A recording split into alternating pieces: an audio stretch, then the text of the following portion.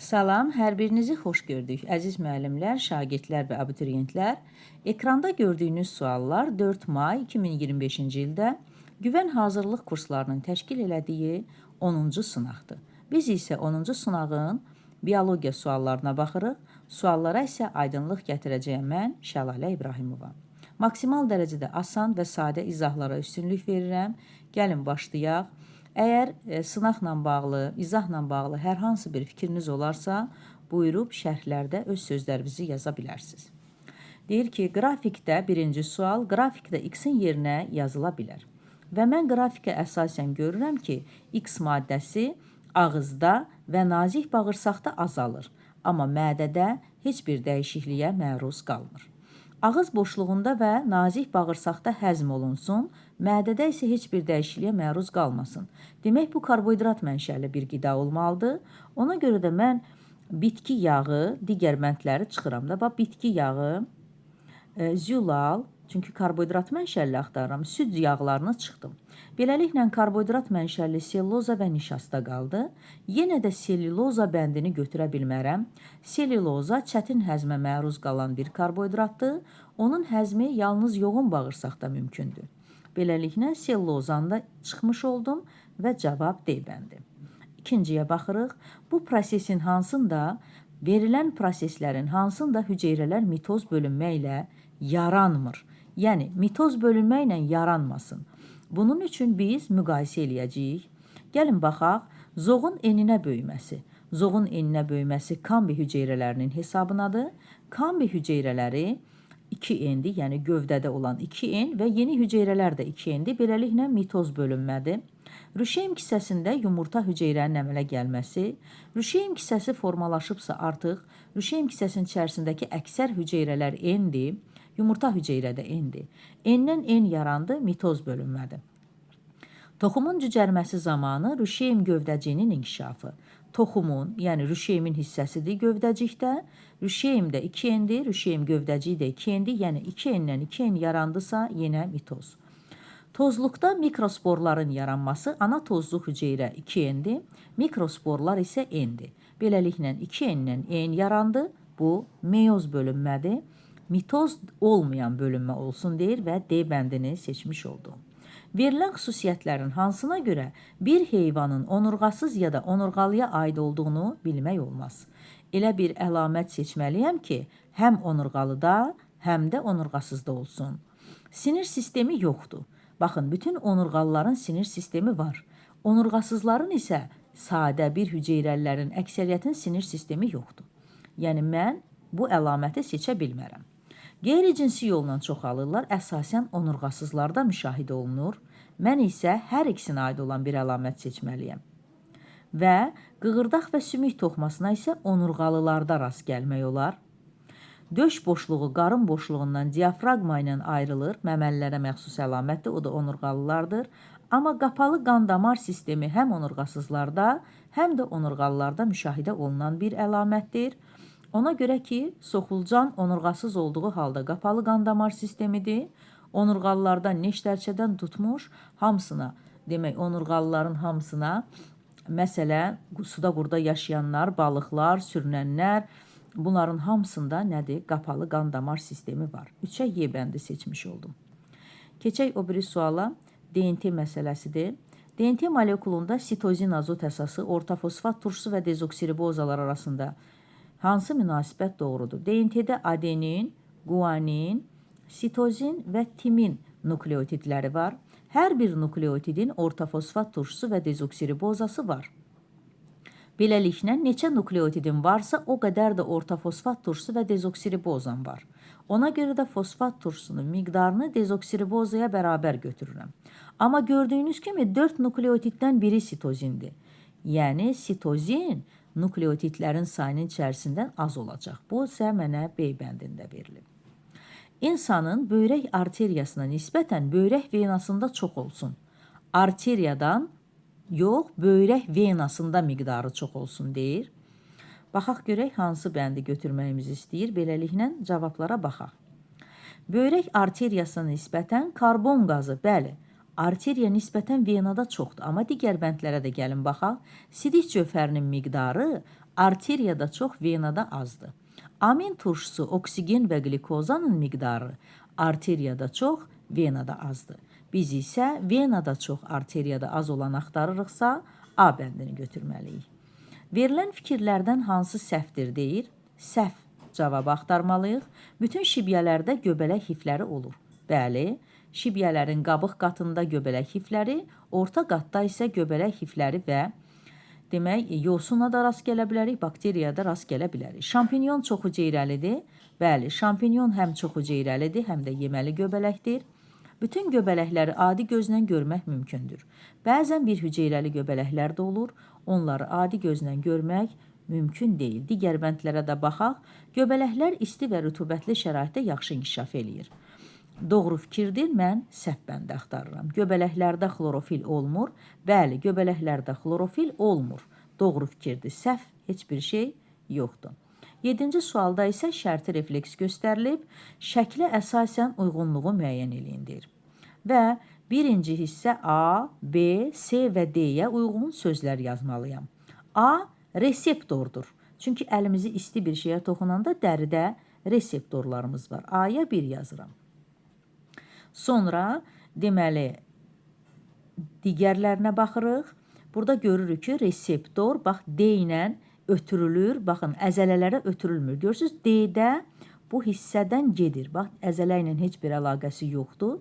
Deməli, D burada hissi sinirdir, hissi neyrondur. 2-ni D-yə yazıram, əzələ ilə əlaqəsi yoxdur. Sonra gəlirik C-yə baxaq. Mərkəz sinir sisteminə olduğuna görə bura 4 yazırıq. Mərkəz sinir sistemindən kənara çıxmayıb. Sözsüz ki, bu nədir? Ara neyrondur. Və əzələ ilə əlaqəsi olan da, bax bu 3-dür. Deməli, əzələ ilə əlaqəsi olan B-yə də 3 yazıram. Bu da oldu hər iki neyron. 1-ə A olsun, 2-yə D olsun, 3-ə B olsun, 4-ə də C olsun, C bəndində doğru verilib. Növbəti suala keçirik. Hepatit C virusunda hansı nukleotidə rast gəlinməz? Hepatit C virusu RNT tərkibli virusdur. Urasil, sitozin, adenin, guanin var, lakin RNT tərkibli viruslarda timinə rast gəlmək olmaz. Növbəti suala keçirik. Maraqlı bir genetika məsələsidir. Valideynin genotiplərini müəyyən eləyin və ağ xoruzla qara toyuqları çarpazlaşdırır. Bütün cücələr mavi rəngdə olur. Ağ resesiv əlamətdir kiçik A hərfi ilə, qara isə dominant əlamətdir. Böyük A-larla işarələyirəm. Nəyə əsasən həm ağ əlaməti, həm qara əlaməti homozigot götürdüm? Çünki cücələrin hamısı böyük A, kiçik A alınsın deyə, o yüzden. Beləliklə, mənə C bəndində kiçik A-lar və böyük A-lar verilib. 10-cu sualda, hansı hüceyrədə xloroplast və hüceyrə divarı mövcuddursa, bu hüceyrə nə ola bilər? Həm xloroplastı olsun, həm də hüceyrə divarı olsun. Fototrof bakteriyada xloroplast olmaz. Saprofit göbələkdə də xloroplast olmaz. Xematrof bakteriyada da xloroplast olmaz. Gəlin bunları çıxaq. Çoxhüceyrəli heyvanda hüceyrə divarı olmaz. Xloroplast çoxhüceyrəli heyvanlarda müşahidə olunmaz. Çiçəkli bitkilərdə isə hər iki şərt ödənilmiş oldu. Çiçəkdə 2 qat mayalanmada bilavasitə iştirak edən qametlərin sayı 16-dır. Bu çiçəyin aid olduğu bitki hansı ola bilər? Biz də bilirik ki, bir toxumun yaranmasında 2 sperm iştirak eləyir və 16 dənə erkək qamet verirsə, deməli məndə 8 toxum olmalıdır. Qarğıdalı, buğda, zəncirotu və günəbaxan bir toxumlu bitkilərdir. Kələm isə çox toxumlu olduğuna görə 8 böyük rəqəmdir də, birdən böyük olduğuna görə kələm seçirik. Verilən bitkilərdən hansının çiçək yanlığı bir növ strukturdan təşkil olunub 12-ci sualda bizə deyilir. Baxın, bir növ strukturdan təşkil olunub deyirsə, ya kasa yarpağı olmasın, ya da ləçək olmasın. Çünki ikisi də olanda 2 növ strukturdan təşkil olunmuş olacaq. Dağ laləsi, bəli, mən dağ lələsini seçə bilərəm, çünki zambaqlar fəsiləsində sadəcə ləçək var. Çıngılotudur. Çıngılotu xaççiçəklər fəsiləsidir, səhv etmirəmsə, ya da gülçiçəklər fəsiləsidir. K5L5 var orada. Soya, paxlalılar, xanımotu isə badımcan çiçəklər fəsiləsinə məxsusdur. İnci çiçəyi isə zambaqlar fəsiləsidir. A bəndində sadəcə ləçəklər olduğuna görə bir növ strukturdan təşkil olunmuş oldu. Növbəti suala keçirik. 13-cü sualda bizə deyir ki, sporangi olsun, X olsun, Y olsun. Yetkin qıcıdan sporangidir. Sporangidən nə əmələ gələr? Y-ə spor yazmalıyıq. Çünki sporangidən spordur. Və X-a baxaq. Erkək və dişi qametlər birləşirsə, burada zigot yaranacaq da. Zigot. Beləliklə, mən baxıram, düzgün bəndi seçim. X haploid xromosom yığımlıdır. X nədir? Zigotdur. Zigot haploid xromosom yığımlı ola bilməz, çünki erkək və dişi qametlərin birləşməsindən yaranır. Y qamçılara malik hüceyrədir deyir. Y spordur. Qamçılara malik hüceyrə isə erkək qametdir. Y diploid xromosom yığımlıdır. Sporlar haploid xromosom yığımlıdır. X yetkin bitkinin üzərində inkişaf eləyir. Zigot yetkin bitkinin üzərində mamırlarda inkişaf eləyir. Qıcı kimilərdə isə yox. Y meyoz bölünmə nəticəsində əmələ gəlir. Bəli, spor. Sporangi 2N olduğuna görə, spor isə N olduğuna görə meyoz bölünmə nəticəsində əmələ gəlir. Dölsüzlüyü poliploidiya ilə aradan qaldırılmış bir hibridin, yəni biz də bilirik ki, dölsüzlüyü poliploidiya ilə aradan qaldırılıbsa, 4N-i 44-dür. Çünki Karpachenko metodu da adətən bu cür olur. Bu hibridin əmələ gəlməsində iştirak edən bitkilərdən birinin kök hüceyrəsi 2N-dir, ona görə 2N-i bərabərdir, 20 götürürsən. Digər bitkinin erkək qametini istəyir. Biz bilirik ki, 4N olanda 2 dənə 2N-in birləşməsindən yaranır. Birinci bitkinin 2N-i 20-dirsə, mən 44-dən 20 çıxaram. Deməli, ikinci bitkinin 2N-i 24-dür. Amma məndən erkək qamet soruşduğuna görə 24-ün də yarısını götürməliyəm. Beləliklə, A bəndi götürmüş oldum. Haploidi götürməliyəm. 15. İşıq şüaları insan gözündə torlu qişəyə çatana qədər verilənlərdən hansından keçmir? Billur, bəli, işıq şüaları billurdan keçir və torlu qişədə fokuslaşdırılır. Gözün daxili möhtəviyyatını şüşəyə bənzər cisim təşkil elədiyinə görə işıq şüaları buradan keçir. Bəbək də işıq şüalarının miqdarını tənzimləyir. Buynuz qişə ən birinci işıq şüası ilə buynuz qişədən keçir, amma kör ləkədən işıq şüası keçməz. Kör ləkədə reseptorlar yoxdur, oradan görmə siniri çıxır. Xlorofilə malik olmayıb, avtotrof canlılar olsun, hansı erada yaranıb deyir. Xlorofilə malik olmasın, amma avtotrof olsun, xemosintez edicilərdir. Xemosintez edicilər, fotosintez edicilər arxey erasında yaranıblar. Ümumiyyətlə, bütün bakteriyalar arxey erasında yaranıb. 17-ci sualda, əgər şimpanzenin gövdə skeletində 62 sümük varsa, bu sümüklərin təqribən neçə faizi cüt sümüklərdir? Onu vurğulamalıyıq ki, cüt sümüklər sözünü işlədirsə, qabırğalardan söhbət gedir. Burada rəqəmlər görünmədi. Altından xətt çəkmək istəyirdim, onu düzəldək. Gəlin baxaq. Demək, cüt sümüklərdən söhbət gedirsə, demək qabırğaları. Cüt sümüklə, bax, cüt sözünün altından xətt çəkirəm və deyirəm qabırğa. Qabırğalar cüt sümük götürülür. Şimpanzedə 62-100%-dirsa, faiz hesablayıram. Cüt sümüklər deyir. Biz də bilirik ki, şimpanzedə qabırğalar 13 ədəddir. 13 cütdür, üzr istəyirəm. 13 cütdə 26 eləyər. 26-nı da x-la hesablayaram. 26-nı bölərəm, vuraram 100-ə, bölərəm 62-yə. Beləliklə cavab olar, bircə dəqiqə. Hardasa 41,9, o da 42-yə yaxın. Cavab təqribən deyir özü də. Təqribən neçə faiz? 42%. İfadədən hansının şəkildəki heyvanların hamısını aid eləmək olar? Elə bir söz seçin deyir ki, ifadədən şəkildəki heyvanların hamısına aid olsun. Qanı tənəffüs orqanında oksigenlə zənginləşir. Tənəffüs orqanı var, burada ilbizdə var, bir də var xərçəngdə. Gəlsəmələr, ilbizdə də ağciyərlər. Digərlərinin tənəffüs orqanı yoxdur. Bu sözü hamısına aid eləyə bilmədim. Qanı bədən boşluğundakı maye ilə qarışır. Bu sözü, məsələn, mən soxulcan üçün deyə bilmərəm. Qapalı qan damar sistemidir. Ürək boşluğunda yalnız arterial qan var. Bu sözü ürək boşluğunda yalnız arterial, məsələn, heç soxulcanın ürəyi yoxdur. Və qanı qidalı maddələrin daşınmasında iştirak edir, bəli. Qanı, bütün 4 heyvanın 4-ünün də qanı qidalı maddələrin daşınmasında iştirak edir. Vena damarları ilə ürəyinə arterial qan qayıdır. Vena damarı ilə arterial qan qayıdır sözü isə molluskalara aid eləyə bilərəm, amma həşəratlarda vena damarı olmur. ürəyə gələn vena damarı olmur. Bütün məməlilərə aid eləyən bir xüsusiyyət seçin. Aşağıdakılardan hansı bütün məməlilərə aiddir? Çoxlu sayda bala verir. Məsələn, fillər, iri məməlilər bir dənə bala verir. Yumurta hüceyrənin bölünməsi tamdır. Bunlar ali məməlilərə məxsusdur, amma yumurta qoyan məməlilər üçün bu fikri deyə bilmir. Plasentası var, yenə deyirəm, yumurta qoyan məməlilər üçün bu fikri söylənə bilməz. Amma bütün məməlilərdə mayalanma daxilidir, bəli. Boğazlıq dövrü uzun olur, boğazlıq dövrü yalnız iri məməlilərdə uzun olur, xırda məməlilərdə isə boğazlıq dövrü qısadır. Weismann siçanların bir neçə nəsil alıb, hər nəsildə balaların quyruğunu kəsib. Lakin buna baxmayaraq, quyruğu kəsilən siçanlardan doğulan balalar yenə quyruqlu olub. Hansı alimin əlamətin nəslə ötürülməsi haqqında fikrini təksib eləyir? Biz bilirik ki, Lamarck deyirdi ki, heyvanlar ətraf mühitdən faydalı bir əlamət qazanır və onu nəsildən nəslə ötürür. Weismann da sırf bu səbəbdən siçanların quyruğunu kəsib, yəni ki, əlaməti ətraf mühitdən qazansın. Ətraf mühitdən qazanır, lakin görür ki, əlaməti ətraf mühitdən qazananda onu nəsildən nəslə ötürə bilmir.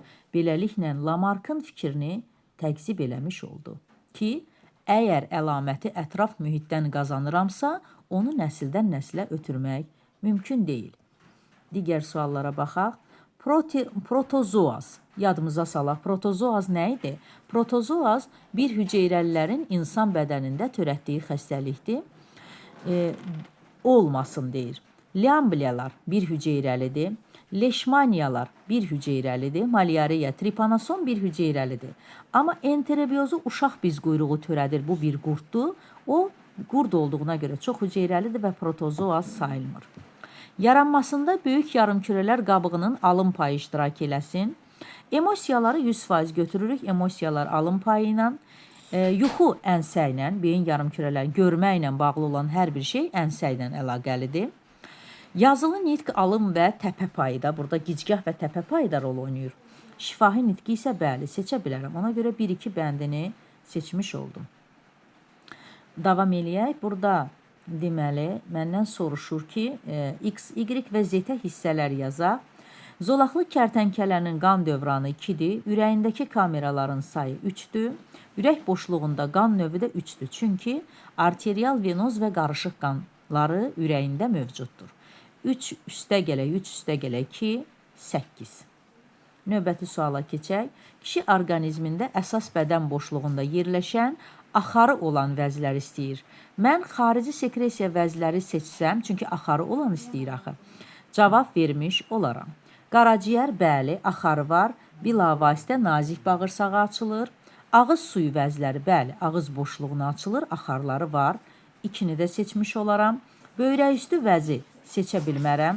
Çünki o, böyrək üstü vəzi daxili sekresiya vəzsidir. Axarı yoxdur, qana hormon ifraz eləyir. Toxumluqlar bədən boşluğunda yerləşmədiyinə görə seçə bilmərəm. Çəngələ bənzər vəzi də seçə bilmərəm. Deməli, mədaltı vəzinin isə axarı var. Mən seçmiş oldum 1, 2 və 5 bəndlərini. Növbəti suala keçək. Cift haqqında səhv mülahizələr istəyir. Cift cinsiyyət hormonu hazırlayır. Doğru deyil. Cift cinsiyyət hormonu hazırlamır. Yumurtalıqlar və toxumluqlar cinsiyyət hormonu hazırlayır. Androgen, testosteron, estrogen, progesteron. Cift isə növbəti yumurta hüceyrənin yetişməsini ləngidir. Səhv fikirdir.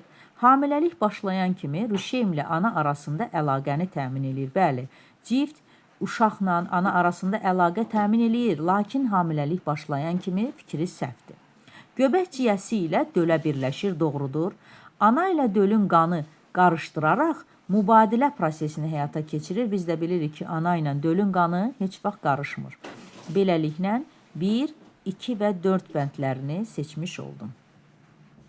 İnsan mitoxondrilərini ana yumurta hüceyrə vasitəsilə, hüceyrə mərkəzini isə atadan alır. Düzgün bəndi müəyyən edin. Gəlin baxaq. Ana XX-dır.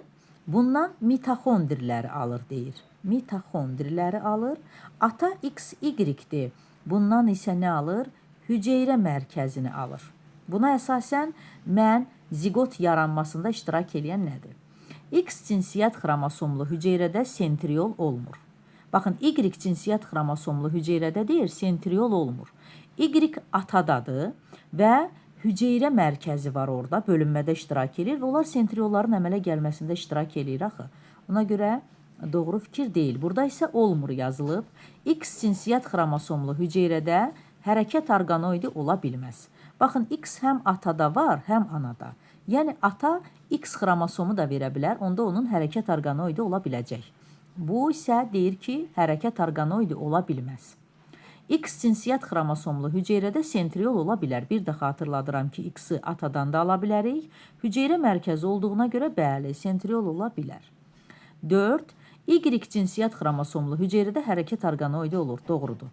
Y-də də ola bilər, X-də də ola bilər. Çünki atada hərəkət orqanoidi, spermatozoiddə qamçılar ola bilər.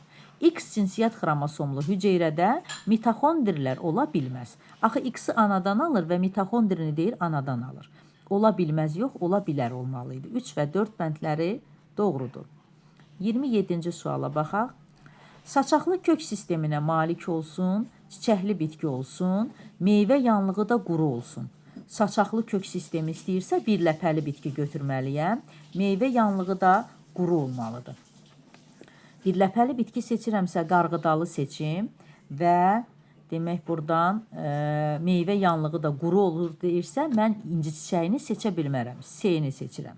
Deməli, 1-ə A və C-ni seçdim. Bir də deyirəm ki, Y bəndi inci çiçəyidir. Burada isə inci çiçəyi quru meyvə yanlığına malik deyil. 2-yə baxaq, yenə çiçəkli bitki olsun, saçaqlı kök sistemi olsun, çiçək qrupu sadə salxım olsun. Və beləliklə mən çiçək qrupu sadə salxım inci çiçəyini, bəli, burada seçə bilərəm. Y bəndini bura aid eləyirəm.